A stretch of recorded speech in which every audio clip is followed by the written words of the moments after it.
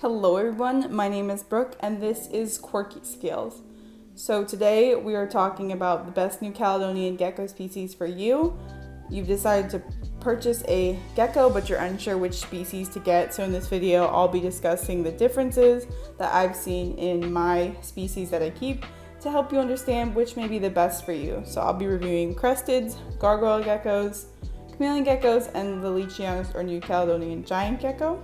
I also recently acquired a Cerasinorum or the slender prehensile tail gecko. Check out my Trustfield Repticon short on my channel to see a sneak peek, but I haven't had it for long, so I can't really tell the personality yet, and they're very uncommon at reptile expos, so you may not see them that often.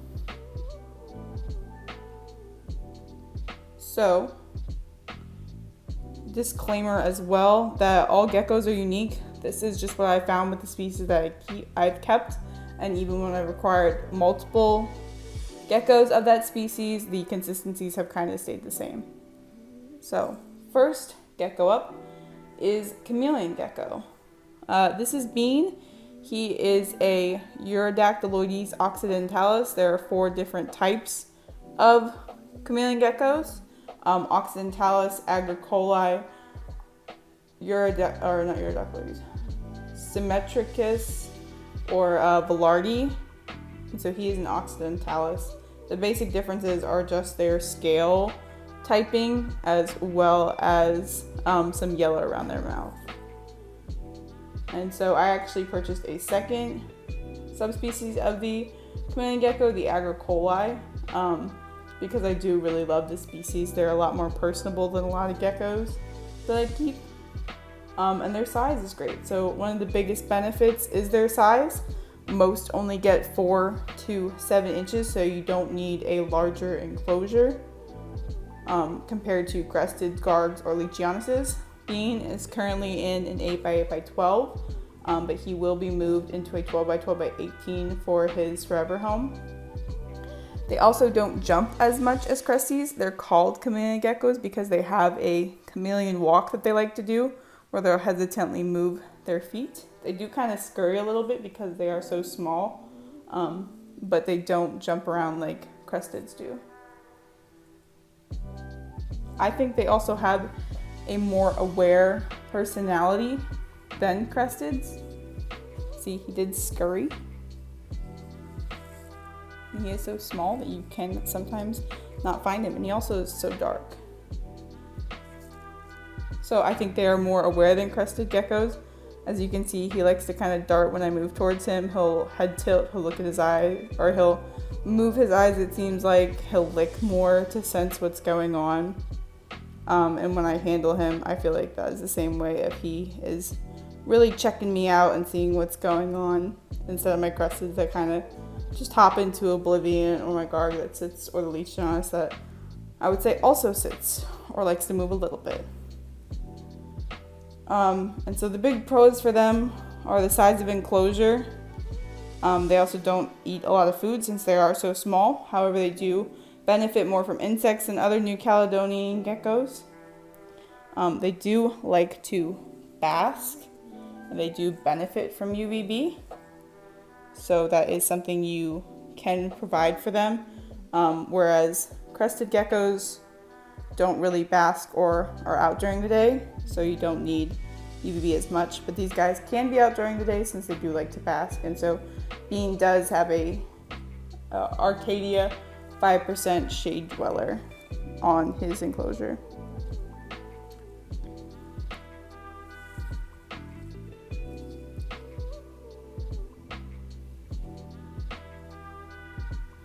They also do really like to cling to stuff, so I recommend vines or sticks. And then last thing for them, they are a lot cheaper than other geckos, mostly $100 to $800 I've seen for a pair, because they are so small, but they are a more rare species. You don't see them as much at expos. I actually only just saw 2 at an expo recently, and so I did get one because you just don't see them that often in expos. They're not as well known as crested gargs, even chihuahuas. So that's the chameleon gecko, a really great species for their size, and a fun species to keep. So next we have Mew. She is my gargoyle gecko. And the thing about gargoyle geckos is they are a hefty species, which means they don't jump as much. She mostly will just sit here. Even if I handle her, she'll just sit here. They also don't scurry as often as crested geckos. I found that gargs do like insects more. So when she was a baby, she would eat insects, as well as now, even as an adult, she will eat insects. Some of my crested geckos, even if I do offer them insects, they will not eat them. Also, gargs I found prefer cork bark more to plants, which can be quite expensive to purchase. Most pieces of cork bark are $10 at expos or some pet stores, and then a 30-pound box can be up to $200 on some websites, which is a lot more expensive than getting plants and filling your terrarium or enclosure with that. This species also to purchase is more expensive than crested and chameleon geckos, but cheaper than lychees. So I'd say most of them are $200 to up to $1,000 for some of the red gargoyles, or even more. I got Mew as a baby for $250, as well as because she is a bigger animal, she needs a bigger enclosure. Some sources will recommend 12 by 12 by 18s, but most recommend 18 by 18 by 24s. Mew, for instance, is in a 2 by 2 by 2, and she uses the entire enclosure. One thing I do like about Zen Habitat's enclosures is because they're made of PVC, she can climb on the sides, whereas she can't do that in glass, she falls. She also enjoys warmer temperatures than a crested. Most gargs like the higher 70s up into the 80s for basking, but make sure you do have a temperature gradient for them so they can get away from the heat if they need to, as geckos in general don't really enjoy hot weather or hot temperatures. So overall, she's a good species. She's not as interesting to handle, as you can see, as cresteds or chameleon geckos in my opinion, but she is cool looking with the coloration. She has a bit of red right here behind her head, but she is fired down, but she does blend in very well with her environment.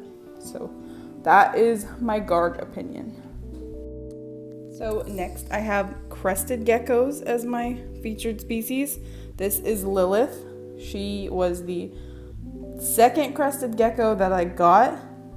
She is my favorite. I love the reds, and she has one of the best personalities that I have found in crested geckos. So obviously I do love the species. I have 2 males and 2 female crested geckos. So I have gotten quite a few. They are in a standard enclosure, so most people will say 12 by 12 by 18, with a lot recommending 18 by 18 by 24. But one of my geckos is in a 2 by 2 by 2 because he was one of the first geckos that I got. So he has a bigger enclosure. They also have the most knowledge about them on the internet in books because they are the most well-known species. There's a lot of Facebook groups you can join if you're interested in keeping crested geckos, because they are recommended for beginners, and they're also probably the most popular tropical gecko species. You can find them at Petco I've seen, as well as basically every reptile expo that you attend. They also have the cutest personalities. Lilith here is really chill. She doesn't jump a lot. She's also a little heavier for a gecko, but even then she doesn't jump a lot. She always wants to come out and see me. And then Horchata is the same way. And Queso, my first crested gecko that I got, was also really sweet and kind of derpy, so that's what made me fall in love with the species compared to gargs, because I started with gargoyle geckos. If you want to see my, I guess, history of geckos and how I got all of them, you can check out my Meet My 6 New Caledonian Gecko Species video that I posted. They are also very handleable. Once you get used to the jumping, you can kind of predict when they will jump. But even most geckos, cresteds, will chill out as they get older and become a lot more handleable. They'll just kind of sit in your hand like Lilith is doing here on the plant. They also can lose their tail. All geckos can. Most will grow their tail back, but cresteds don't. So they only do it once, which is nice. and they do look like a little frog butt, which some people might like if you like frogs. Some do like bugs, but most are okay with few or none in their life. Most of my adults won't eat crickets or dubias given the chance. Some of them will as babies because they want to grow fast and they need that protein, but they don't like to eat them as adults. Mostly they like their Pangea. Other big 2 points are their various price range. I've seen crested geckos at expos for a $45 price tag up to probably $20,000 with some of the frappuccinos, axanthics, cappuccinos that are coming about. They can get very pricey very quickly. Most of them that I've gotten were $100 to, I think the most expensive I got was $600 with my Lilith, which is one of the less common morphs and are harder to get, so they do have a higher price range. As well as the morphs, like I mentioned, if you check out my Meet My 6 New Caledonian geckos, I have a red, which is Lilith, a lily white, a harlequin, and then I did get another red gecko. So this is crested geckos. They're definitely my favorite species. I have 4 of them and I recommend them to anyone as a beginner, as to start with. Their personalities are great and I love them. So the last species I will feature is the Leachianus or New Caledonian giant gecko. They are the largest gecko species in the world, so they need a big tank as well as more resources in space and lots of handling to get them comfortable with you.